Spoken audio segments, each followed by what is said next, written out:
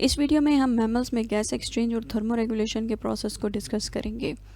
तो मैमल्स जो हैं they have high metabolic rate and require adaptations for efficient gas exchange. Mammals में जो नेज़ल और ओरल कैविटीज़ हैं ये सेपरेटेड हैं और इनमें लॉन्गर स्नाउट्स होती हैं, जिसकी वजह से जो सरफेस एरिया है for warming and moistening the inspired air ये इंक्रीज़ हो जाता है। ठीक है, तो रेस्पिरेटरी पैसेजवेज भी इनमें ब्रांच्ड हैं, जिसकी वजह से गैस एक्सचेंज का जो सरफेस एरिया है ये इंक्रीज़ हो जाता है। ठीक है, तो मेमेलियन लंग्स जो हैं ये रेप्टाइल्स की तरह ही क्या है कि नेगेटिव प्रेशर मैकेनिज़्म के थ्रू इनमें एयर जो है वो एंटर होती है, इंस्पायर होती है। ठीक है, लेकिन इनमें क्या है कि डायफ्राम इवॉल्व हुआ है। डायफ्राम बेसिकली क्या है, ये एक मस्कुलर स्ट्रक्चर है जो कि थोरेसिक और एब्डोमिनल कैविटीज़ को सेपरेट करता है। ठीक है, ये थोरेसिक कैविटीज़ और जो एब्डोमिनल कैविटी है इसको सेपरेट करता है। और इंस्पायरेशन जो है वो किस वजह से होती है, डायफ्राम की जो कंट्रैक्शन है और रिब केज जो है ये एक्सपैंड कर जाता है। डायफ्राम कंट्रैक्ट करता है, रिब केज एक्सपैंड करता है, जिसकी वजह से लंग्स जो हैं ये इन्फ्लेट हो जाते हैं और लंग्स के अंदर जब एयर प्रेशर कम होगा तो एयर जो है ये एंटर हो जाएगी, इनहेल हो जाएगी लंग्स के अंदर।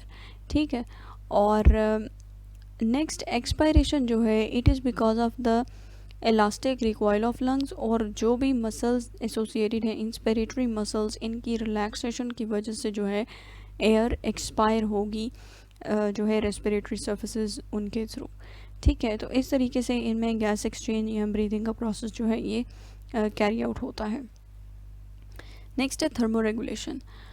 मैमल्स जो हैं ये ऑलमोस्ट जो है ऐसे हैबिटेट्स को ऑक्यूपाई करते हैं जहाँ पे they have to dissipate excess heat at some times and have to conserve and generate heat at other times। ठीक है, तो हीट जो है इसको कंजर्व करने के लिए या प्रोड्यूस करने के लिए इनमें डिफरेंट मैकेनिज़म्स हैं। तो बेसिकली हीट प्रोड्यूसिंग मैकेनिज़म्स हैं और हीट कंजर्विंग मैकेनिज़म्स हैं। हीट प्रोड्यूसिंग मैकेनिज़म्स में सबसे पहले शिवरिंग थर्मोजेनेसिस है। शिवरिंग थर्मोजेनेसिस में मस्कुलर एक्टिविटी, मस्कुलर कंट्रैक्शन की वजह से जो है large amounts of heat produce होती है। ठीक है, और नेक्स्ट है non shivering thermogenesis. Non shivering thermogenesis में बेसिकली ब्राउन फैट जो है इसकी बर्निंग या इसकी यूटिलाइजेशन की वजह से जो मेटाबॉलिक एक्टिविटीज़ हैं उनके थ्रू जो हीट प्रोड्यूस होती है इसको हम नॉन शिवरिंग थर्मोजेनेसिस कहते हैं। जैसा कि आप इस फिगर में भी देख सकते हैं कि यहाँ पे इनमें एक स्पेशल टाइप ऑफ फैट मौजूद होती है जिसको हम ब्राउन फैट कहते हैं, और इस ब्राउन फैट की बर्निंग की वजह से जो है मींस इसके यूटिलाइजेशन की वजह से जो है वो हीट प्रोड्यूस होती है थ्रू नॉन शिवरिंग थर्मोजेनेसिस। ठीक है, नेक्स्ट है हीट कंजर्विंग मैकेनिज़म्स। अब ये कोल्ड इन्वायरमेंट के लिए हैं ये दोनों मैकेनिज़म्स। ठीक है, तो हीट कंजर्विंग मैकेनिज़्म में सबसे पहले है drop the surface body temperature. ठीक, हीट लॉस तब होगा जब जो सरफेस का टेम्परेचर है और जो एयर का टेम्परेचर है इनमें डिफरेंस ज़्यादा है। जितना डिफरेंस ज़्यादा होगा उतना ज़्यादा जो है वो हीट एक्सचेंज होगा और हीट लॉस होगा।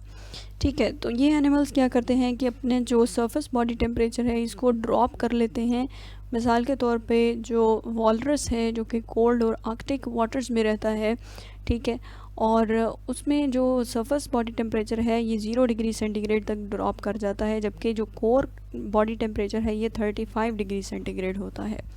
ठीक है, और ये मोस्टली उन मैमल्स में होता है जिनमें पीलेज नहीं होता। ठीक है, these are not covered by pelage. ठीक है, नेक्स्ट है heat conserving postures.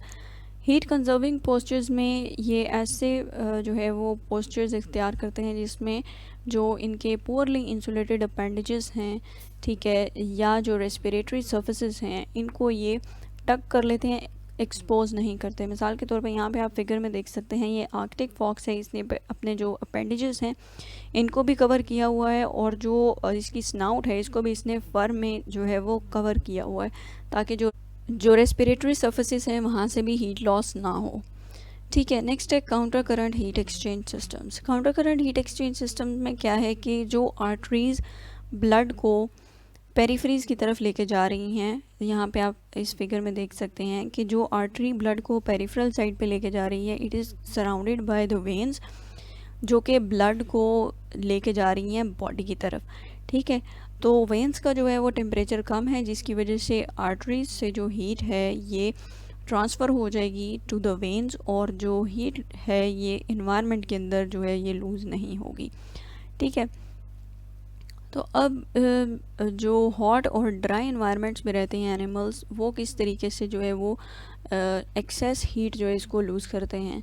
Excess heat को लूज़ करने के लिए इनमें मोस्टली जो है वो स्वेटिंग है, स्वेट ग्लैंड्स हैं, पैंटिंग है, एवेपोरेटिव जो कूलिंग है इसकी वजह से इनमें हीट लॉस मोस्टली होता है मैमल्स के अंदर। लेकिन जब एवेपोरेटिव कूलिंग तब होगी जब जो है वाटर अपसेट जो है वो नहीं होगा, बॉडी के अंदर जो वाटर बैलेंस है वो अपसेट ना हो। तो इस चीज़ को काउंटर करने के लिए जो जैक रैबिट्स हैं या एलिफेंट्स हैं, आपने देखा होगा उनके जो ईयर्स हैं वो बहुत बड़े बड़े होते हैं। जैक रैबिट्स और एलिफेंट्स जो हैं दे हैव लॉन्ग ईयर्स, जिनकी वजह से हीट जो है ये इन्वायरमेंट के अंदर लूज़ हो जाती